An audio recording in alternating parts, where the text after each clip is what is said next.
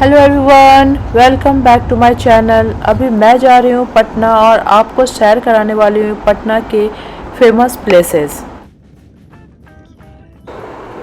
तो शुरुआत करते हैं बड़ी पटन देवी से, जो कि पटना सिटी में है और ये 51 शक्ति पीठ में से एक है।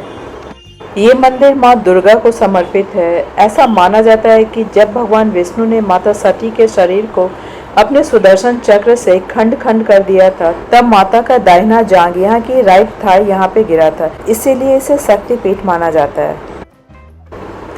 वैसे तो यहाँ पे हमेशा ही भीड़ होती है, नॉर्मल डेज में भी। जैसे किसी की शादी हुई, बर्थडे हुई, तो यहाँ पे लोग मत्था टेकने आते हैं। यहाँ के देवी की बहुत मान्यता है, बहुत जागृत मंदिर है और ख़ास करके यहाँ पे दुर्गा पूजा और विजयदशमी के टाइम में यहाँ पे हजारों श्रद्धालु दर्शन करने आते हैं। इस मंदिर के अंदर 3 मुख्य देवी की प्रतिमाएं हैं।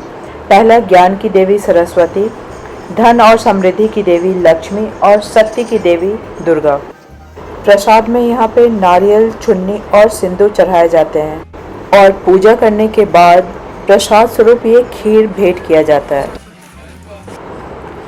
और अब हम लोग जा रहे हैं पटना साहिब गुरुद्वारा, जो कि पटना सिटी में ही है और इस मंदिर से काफ़ी नज़दीक है। पटना साहिब गुरुद्वारा, जिसे तख्त श्री हरि मंदिर जी पटना साहिब भी कहा जाता है, यह सिख धर्म के 5 तख्तों यानी कि धार्मिक केंद्रों में से एक है। यहाँ पे 10वें सिख गुरु श्री गुरु गोविंद सिंह जी का जन्म स्थान है। यहाँ पे गुरु जी के जीवन की जुड़ी कई पावन वस्तुएं संरक्षित है, जैसे उनका लकड़ी का पालना, उनके हथियार और उनकी लिखाई से जुड़ी वस्तुएं। गुरुद्वारे का मुख्य भवन सफ़ेद संगमरमर से बना है और इसकी वास्तुकला बहुत ही सुंदर और भव्य है। यह स्थान सिखों के लिए एक तीर्थ स्थल है और दुनिया भर के श्रद्धालु यहाँ दर्शन करने के लिए आते हैं। यहाँ पे प्रतिदिन लंगर चलता है, जिसमें सभी धर्मों के लोग प्रेम पूर्वक भोजन ग्रहण करते हैं। मैं यहाँ पे पूरे 25 साल बाद आई हूँ और आज भी वही अनुभूति हो रही है। गुरुद्वारे में जो शांति की अनुभूति होती है वो केवल बाहरी नहीं बल्कि आंतरिक भी होती है। यह एक ऐसी अनुभूति है जहाँ मन, वचन और आत्मा सब कुछ ईश्वर की ओर झुक जाते हैं। यहाँ का वातावरण हमें सिखाता है कि शांति, भक्ति, सेवा और समर्पण से ही प्राप्त होती है। गुरुद्वारे से लगभग 3 किलोमीटर दूर स्थित है गुरु का बाग। अगर आप पटना जा रहे हैं तो यहाँ भी ज़रूर जाएं, क्योंकि यहाँ की भी बहुत मान्यता है। ये बाग सिखों के 9वें गुरु तेग बहादुर जी जब असम और बंगाल से लौट रहे थे, तब इसी बाग में रुके थे। उस समय ये बाग बिल्कुल सूना और सूखा था, लेकिन गुरु जी के चरण पड़ने पर यह बिल्कुल हरा भरा और जीवंत हो गया। इस बाग में पेड़ लगाने से मनोकामना पूरी होती है। क्या क्या चीज है यहाँ पे देखने के लिए? मैंने बता दिया आपको भी। अच्छा, एक तो महाराज का कड़ा देखना है। अच्छा। इमली का पेड़ अंदर दरबार में रखा हुआ, इमली के पेड़ के दर्शन करने हैं। अच्छा। बाहर नीम टूट के गिरा था, वो नीम के दर्शन करने हैं। अच्छा। और गुरु जी का कुआं है, इस कुएं के दर्शन करने हैं। उस गुरुद्वारा में नहीं है कुआं? वो उसमें भी है। उसमें भी है ना, मेन तो वो माता गुजरी जी का कुआं है, जहाँ पे उनका मतलब जन्म हुआ था। हाँ, वो वहाँ भी कुआं है। ये कुआं गुरु तेग बहादुर जी का, गुरु गोविंद सिंह जी के पिताजी, अच्छा, उनका कुआं। अच्छा। और नीम का पेड़ क्या देखना है? नीम का पेड़ जो गिरा था, महाराज जब महाराज आए थे ना, तो महाराज के नीम का पेड़ गिरा तो उसमें कड़ा निकला था नीम के पेड़ में से। वो नीम का दर्शन करना है। अच्छा। यहाँ पे जोड़े रखो जी। हाँ, बड़े पहन से थे।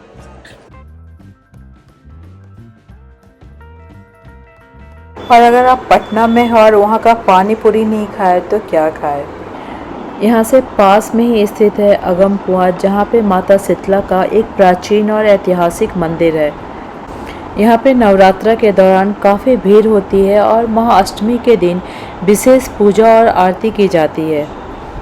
यहाँ की मान्यता है कि यहाँ सच्चे मन से मांगी गई सारी मन्नतें पूरी होती हैं।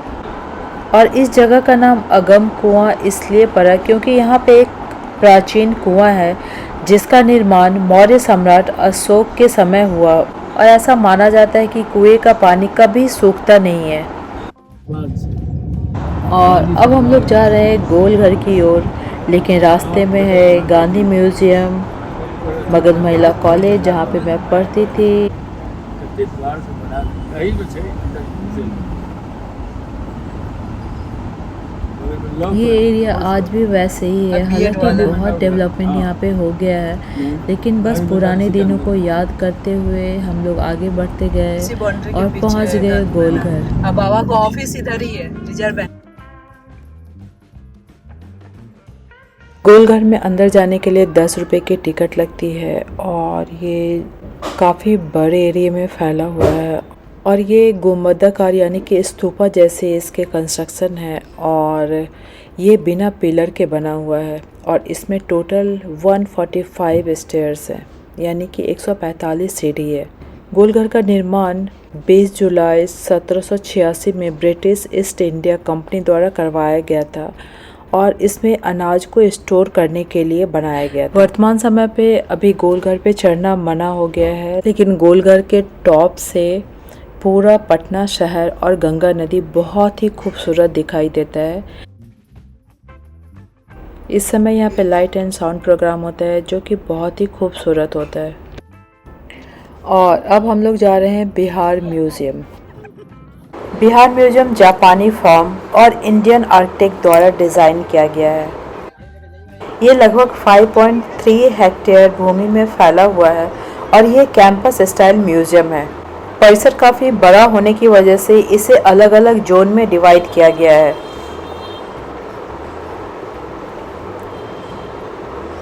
इसमें 9 गैलरी है जिसमें हिस्ट्री, आर्ट्स, मॉडर्न आर्ट्स सभी के अलग अलग सेक्शन है और बच्चों के लिए चिल्ड्रन गैलरी अलग से बनाए गए हैं। म्यूज़ियम में अंदर जाने के लिए प्रवेश शुल्क है जिसके टिकट 100 रुपये के हैं और 13 वर्ष के नीचे के बच्चों के लिए 50 रुपये की टिकट लगती है। मंडे क्लोज होता है और इसकी टाइमिंग है मॉर्निंग 9:30 बजे से शाम के 6:30 बजे तक खुली होती है। इसके अंदर कई सारी सुविधाएं हैं जैसे आपको wheelchair, lift, toilet, parking, lockers, cafeteria और बच्चों की शॉप भी यहाँ पे है। वैसे तो ये म्यूज़ियम काफ़ी बड़ा है, पूरे म्यूज़ियम घूमने के लिए आपको 4 से 5 घंटे लगेंगे, लेकिन ये बच्चों का सेक्शन काफ़ी छोटा है और ये बहुत ही अच्छे से डिज़ाइन किया गया है। इसमें डिफरेंट गेम एक्टिविटीज़ हैं जिसे बच्चे बहुत इंजॉय किए। प्रोजेक्ट वगैरह बनाने का इससे बहुत आइडिया आएगा।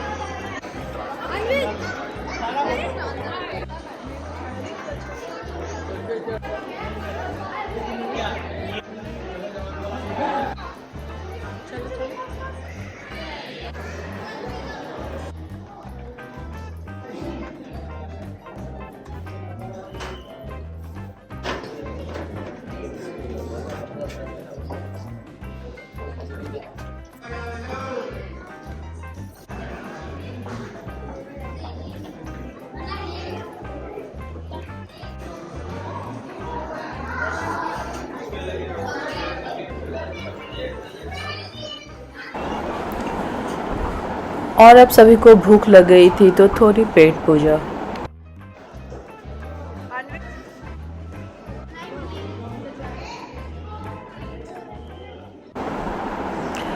और फिर थोड़ी सी शॉपिंग और अब चलते हैं म्यूज़ियम का दूसरा हिस्सा देखने।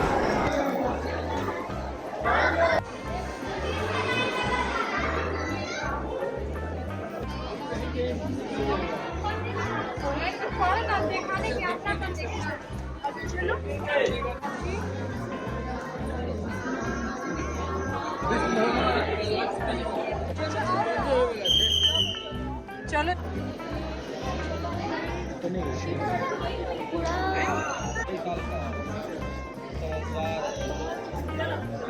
बंद करो।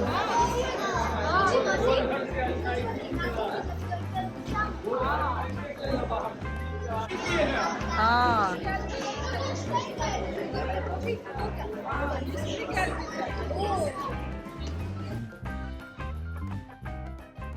और अब हम लोग जा रहे हैं इंदिरा गांधी प्लेनेटोरियम, जो कि यहाँ से बिल्कुल पास में ही है। ये मंडे यानी कि सोमवार को क्लोज होता है और तारामंडल के अंदर जाने के लिए एंट्री फ़ी है। बड़ों के लिए 100 रुपये की टिकट है और 13 वर्ष के नीचे बच्चों के लिए 50 रुपये की टिकट है और 6 साल के नीचे के बच्चों की एंट्री फ्री है। यहाँ पे ऑनलाइन और ऑफलाइन दोनों माध्यम से आप टिकट ले सकते हैं, लेकिन अगर आप ऑनलाइन टिकट ले करके जाए तो अच्छा है, क्योंकि अभी समर वैकेशन है और ये हमेशा फुल होता है। यहाँ पे प्रतिदिन 8 शो प्रस्तुत किए जाते हैं, जो कि 3D प्रोजेक्टर, लेजर और डिजिटल साउंड सिस्टम के माध्यम से दिया जाता है और ये हिंदी और इंग्लिश दोनों माध्यम से प्रस्तुत किए जाते हैं।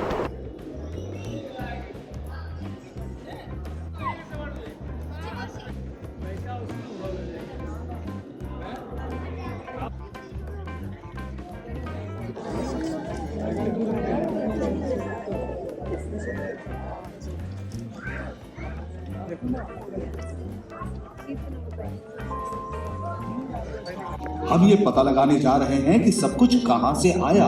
हम समय में पीछे जा रहे हैं। पृथ्वी के बनने से पहले, तारों के पहली बार चमकने से पहले, समय की बिल्कुल शुरुआत में। सावधानी से बैठे, कमर कस के।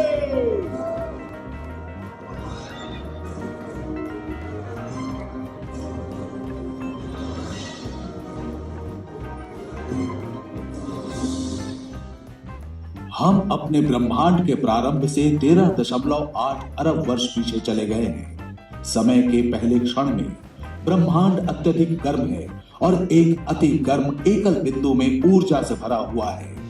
अचानक ब्रह्मांड का विस्तार हुआ। इस क्षण को हम बिग बैंग कहते हैं।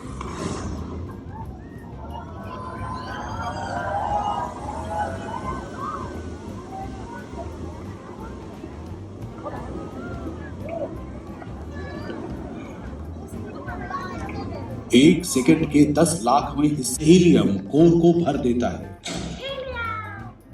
आपको लग रहा होगा कि एक बार कोर ने सभी हाइड्रोजन को हीलियम में बदल दिया तो वो काम करना बंद कर देगा, लेकिन तत्वों का बनना तो अभी शुरू हुआ है।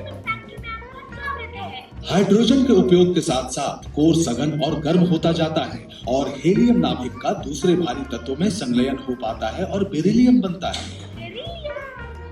घनत्व और तापमान फिर से बढ़ता है और बेरिलियम हीलियम के साथ संलयन शुरू कर देता है। कार्बन बनता है।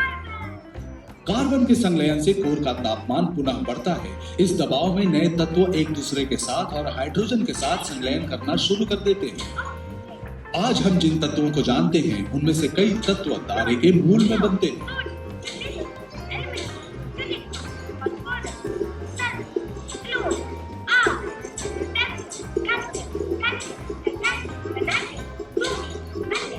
अंत में जाकर जो तत्व बनता है उसे हम लोहा कहते हैं, लेकिन लोहे का केंद्रक इतना स्थिर होता है कि उसका संलयन नहीं हो पाता और इसलिए कोर में तापमान नहीं बढ़ता है। अचानक तारे के अंदर से उसे खींचने वाले गुरुत्वाकर्षण को संतुलित करने के लिए पर्याप्त दबाव नहीं पड़ता। गुरुत्वाकर्षण जीत जाता है और तारे का कोर ढह जाता है।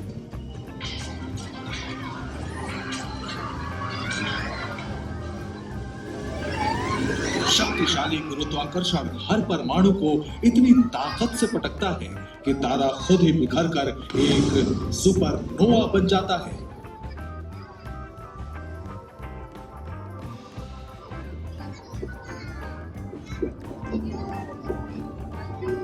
सुपरनोवा तत्व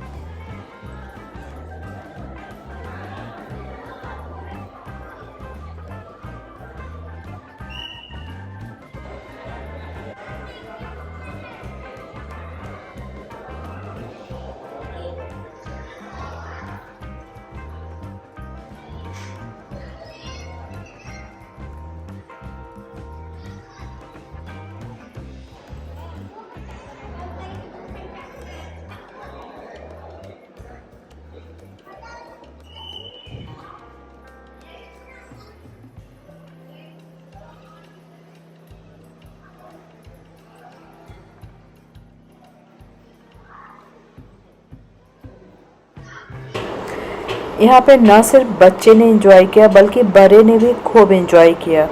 ये एक एजुकेशनल और इंटरटेनमेंट एक्सपीरियंस रहा।